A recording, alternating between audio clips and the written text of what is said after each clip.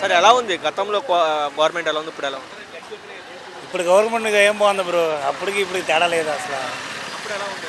అప్పుడు బాగానే ఉండదు, అన్నింటికి సౌకర్యంగా ఉండేది, జీతాలు కూడా ఎక్కువ వచ్చాయి. ఇప్పుడు ఎందుకు అన్ని బొక్క తప్పు కాబట్టి.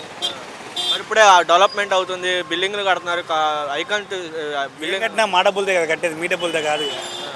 మీరు చూస్తున్నారు 1వ తారీఖు నుంచి రేషన్ వాహనాలు నిలిపేస్తామని చెప్పి నాదన్న మనోహర్ గారు చెప్పడం జరిగింది.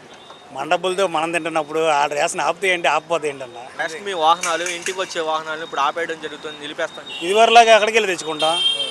ఇంటింటికి వచ్చి పిలిచే కన్నా అక్కడికి వెళ్ళి తెచ్చుకోవడం బెటర్ కదా. ఇంటికి వచ్చిన వల్ల దానివల్ల కలిపి తీసుకున్నాడు కానీ కలపకుండా తీసుకోవట్లేదుగా. డీజిల్ ఖర్చు కూడా కలిపిగా తీసుకుంటుంది అది. కానీ మీరు చూస్తున్నారు కానీ అప్పుడు గతంలో జగన్మోహన్ రెడ్డి ప్రవేశపెట్టిన వాలంటీర్లు కానీ వాహనాలు కానీ ఇప్పుడు జగన్మోహన్ రెడ్డి కట్టిన శిలపథకాలు కానీ అది ధ్వంసం చేస్తున్నారు. ఇలాంటి చర్యలు ఎలా చూస్తున్నారు? ఆయన ఉంటేనే బాగుంటుంది, జగన్ గారు ఉంటేనే బాగుంటుంది. అదే మీరు చూస్తున్నారు కదా, జగన్మోహన్ రెడ్డి గారి హయాంలో కొంతమంది లెక్కర్ స్కామ్ జరిగిందని చెప్పి కొంతమంది అరెస్ట్ చేయడం జరిగింది. ఓట్ల ఎలక్షన్లో స్కామ్ జరిగింది అంతేగాని ఇంకా మీద ఇచ్చినట్టు తెలియదు. తప్పుడు ఓట్ల వల్లే గెలిచాడని అనుకుంటాను చంద్రబాబు గారు.